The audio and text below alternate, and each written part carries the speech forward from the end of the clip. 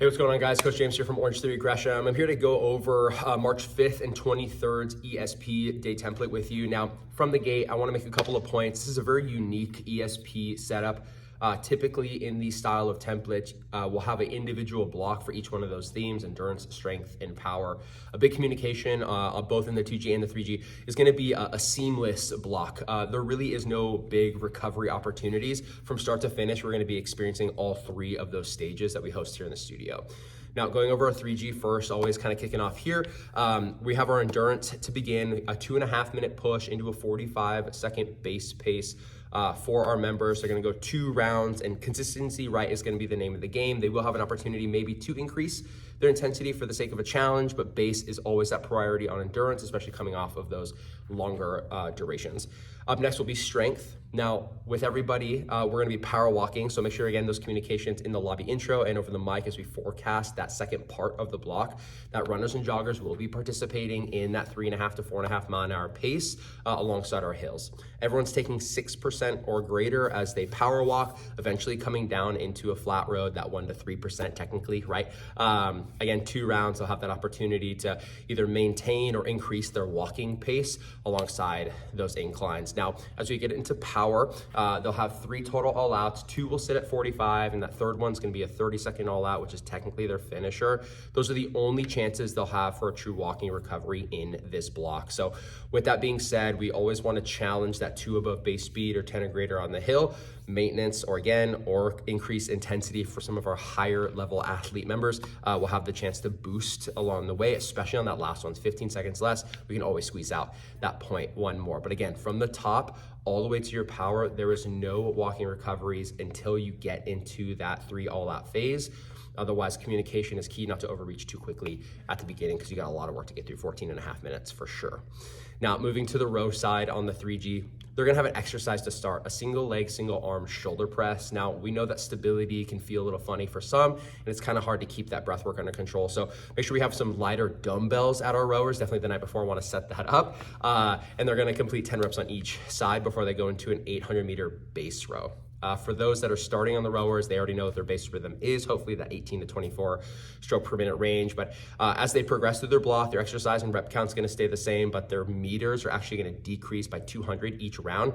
So for 4 total rounds, we know that we can increase some intensity as that distance comes down. I definitely wanna encourage you guys to have your members experience endurance, strength, and power alongside those decreasing distances. It is a circuit, so they can kind of take their own pace either way, but focusing on strokes per minute, calling out split times and wattages as well, especially as they get down into their final shorter distance rounds. They will row for time if they finish, with that all out being 30 seconds, lining up with the treads for the sake of the finisher. And on the weight floor, this is gonna be a new one, again, as it is seamless, similar to the tread block. You'll have 2 exercises per theme: endurance, strength, and power. Rep ranges will vary. We are working with ranges. So what I mean by that is 12 to 16 reps for our endurance. You'll see 6 to 10 for strength, and that 4 to 8 range for our power movements. There is one exercise in the endurance block that you might need to re-up on. I'm sure most of us haven't seen this one before. It is a 2-handed single dumbbell squat. Now, go ahead and take a look at the VVA beforehand, go into OU and find the exercise. But in short, the placement is gonna be really particular with how you wanna set this up. Feet are gonna be about shoulder width, shoulders down and back.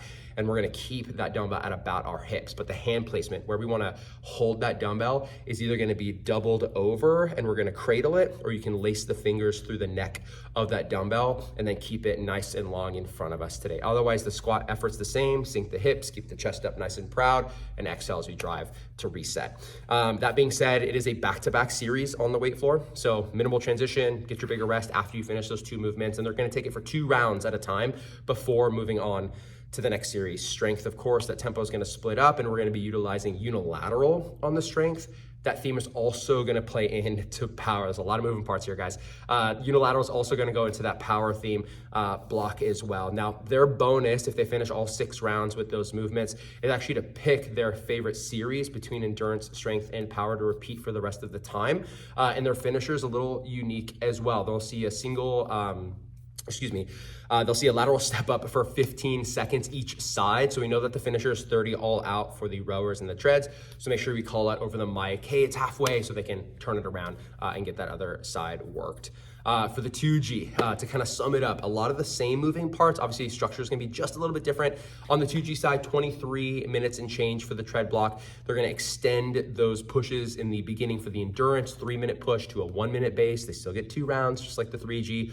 Strength, again, is going to move into power walking focus. They'll get a couple additional opportunities on their incline. Again, maintaining or increasing intensity is going to be their chance there to challenge themselves. And then with the power block, they'll get 4 total all outs, all at a minute apiece. So a little bit longer than the 3Gs, and with that one extra being their finisher, we know we can definitely lean in a little bit more, knowing they'll have a huge recovery, a transition, or end of class before that recovery block comes around.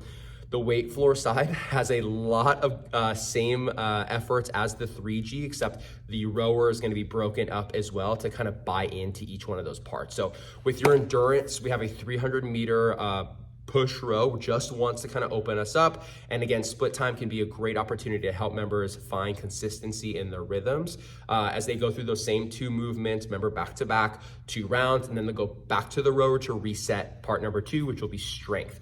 You'll notice there will be a guided stroke per minute range for that 300-meter push to open it up. And again, they get to go into unilateral movements. Likewise with that power push to all out, definitely more on the all out side, about 90 seconds or less to really grip and rip that handle, get the distance done, and get into their exercises.